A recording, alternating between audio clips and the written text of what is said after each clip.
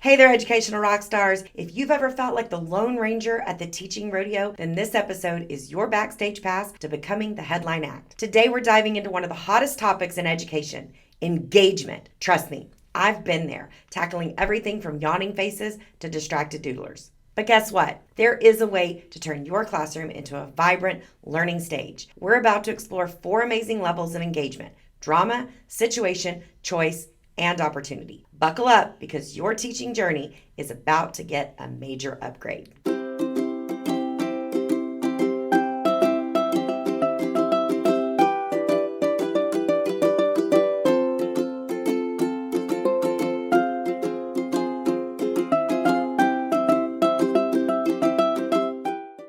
Hey there, educational rock stars. Welcome back to another episode of The Classroom Next Door. My mission is simple: to equip you with actionable tips, transformative stories, effective classroom systems, and expert insights for your K-5 classroom. I'm Farah, also known as the Center Fairy, your go-to gal for all things simplifying your teacher life.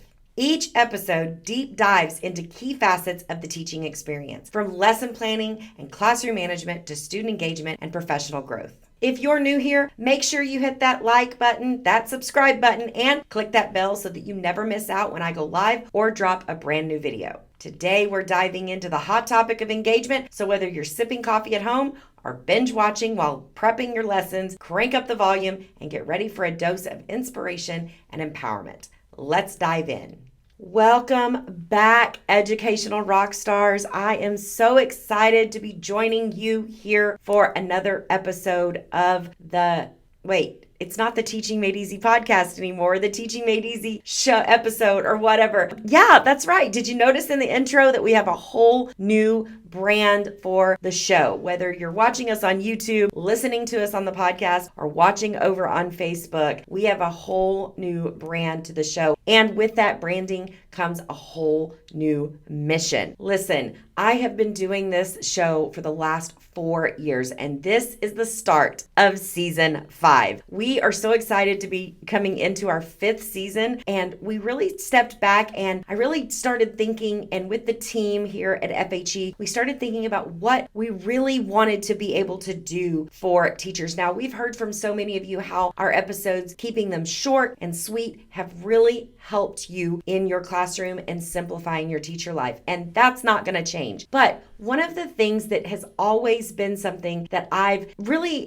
just lived and I've believed, and I always tell any teacher that I'm mentoring in any of the programs that I've got going on, is the best professional development is often the classroom next door and the teacher that's in that classroom. So that is kind of the vibe. And honestly, for a while now, I think since COVID, there has been something about teaching made easy that just hasn't felt right to me. And it's not that that was the mission. It was to help you make your teacher lives easier. But listen, I get it. Teaching's not easy. It never has been, it never will be. We're trying to help you simplify your teacher life and give you some tips and strategies that can make it a little bit easier. But I just felt like it really didn't convey the mission that I really had for the show. So we went to the drawing board, we really thought about it, and we were like, wait a minute, you're always saying the best professional development is the teacher and the classroom next door. So that is what we have decided to go with. Your new show here, we're so glad you're here. If you're brand new here, then you are picking up right where we left off. Honestly, you're not going to know any difference. But if you've been around a while, we are now the classroom next door. And we've got a lot of fun stuff in store for you guys. We are so excited. We're going to be bringing on some educators to interview because we want to get into those classrooms next door. And we want to interview teachers from our own community. So if you have something that you think that the listeners, that the community, that your fellow teachers would love to hear, we want to have you on the podcast. Or on the channel, because that's what we're doing. I literally record this in one take, and then it gets put on YouTube, it gets put on the podcast, it gets put on Facebook. So we want to have you on, and we want you to be able to share it with teachers around the world. So again, we're so excited that you're here for this new journey, season 5. I can't believe it, but here we go, man. We're going to kick it off strong with talking about engagement. Now, the first one that we're going to talk about is drama. Now, remember, I shared that there were several different levels to this engagement, and I'm not talking about soap operas or reality TV. No, drama in the classroom can be an absolute game changer. When I walked into my classroom, I like to think of myself as the director of a cinematic masterpiece, and my students are the stars. Trust me, a dash of drama can make even the most mundane subjects come alive. Now, my pro tip from years of experience is don't shy away from using props when you're doing this. Simple items that you can often find in your home, they can really amplify the drama that you're trying to portray in your classroom, especially in lessons, and they can make each of your lessons an unforgettable experience. And if you're tech savvy, why not try using something like a green screen to take your students on this educational adventure to places where maybe some of your students wouldn't ever get to see. Now, the next level of engagement is situation, and this is learning through scenarios. So let's talk about situation. Have you ever turned your classroom into something like a newsroom or a science lab or an archaeological dig site? This level of engagement takes that learning to a whole new dimension. Now, I'm going to be sharing some pro tips, again, from my own experience using these. Get your students involved in creating this environment. Their imagination often exceeds our own expectations, and they will be more invested in setting this up and more invested in the learning if they actually help create it. Now, the next one we're going to talk about is choice, and that is the power of autonomy. Now, if you've been around a while, you know, because I love me some math and literacy centers, but I am really not a huge fan of choice in certain times during the school day and when I'm teaching. But I do believe that there is a time and a place for choice. Autonomy in your classroom, it's not just for the older kids.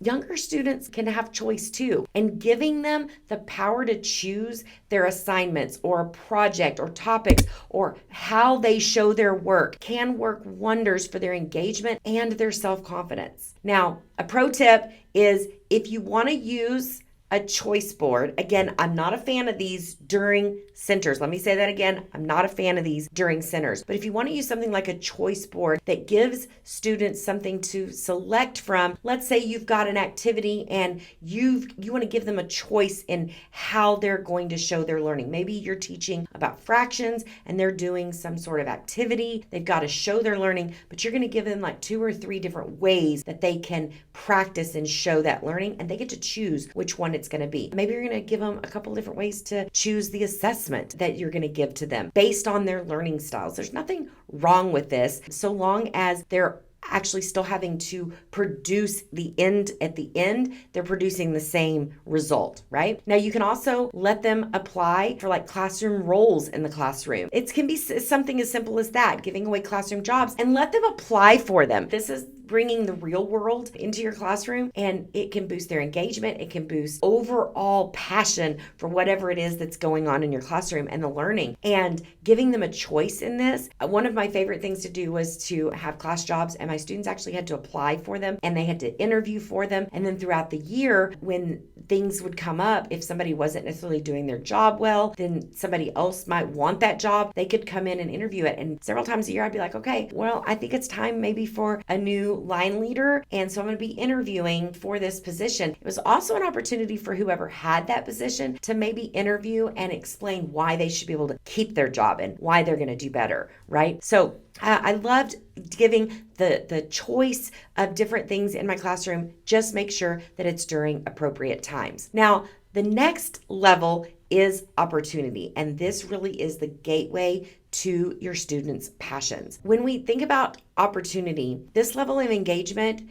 is it can be a life-changing ticket and a life-changing moment for your students. You could set aside some time for things like their passion projects where they can explore those budding interests. If you've got students who are very interested in different professions, you can have them create projects that show other skills they might be learning in the classroom through the lens of whatever that passion is for them. You can also invite mentors into your classroom, whether these are older students or professionals in their field. Having someone talk about something that your students are passionate about can truly be inspiring to their young minds. Now, real world application. This is when you're going to be combining all 4 of those levels. And there's no reason to just stop at one level of engagement when you can combine all 4. Now, I've had some of my most successful units doing just that. Imagine turning your classroom into an endangered rainforest, complete with roles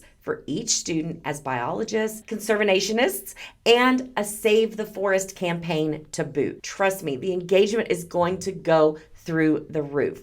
Now, I would be remiss if I did not talk about affordability and resources to make these happen. So let's talk about budget. We all know that classrooms can't be funded by enthusiasm alone, but don't worry, you can still create an engaging classroom without breaking the bank. From recycled materials to free digital resources, the options are limitless. Now, I have to give a special shout out to my friend Lindsay. I highly recommend you check out the Lifetime Learner. Lindsay has created some of the best, almost done for you room transformations, and she has them for every single grade level, K through 5, and for all these different topics. You could turn your classroom into a donut shop, into the rainforest. I'm trying to think of some of the other ones. I think she's got a Jurassic Park one, or dinosaurs, I should say. But she's got so many different topics and for so many different skills, and they cover math, literacy, all these things. And what I love about her room transformations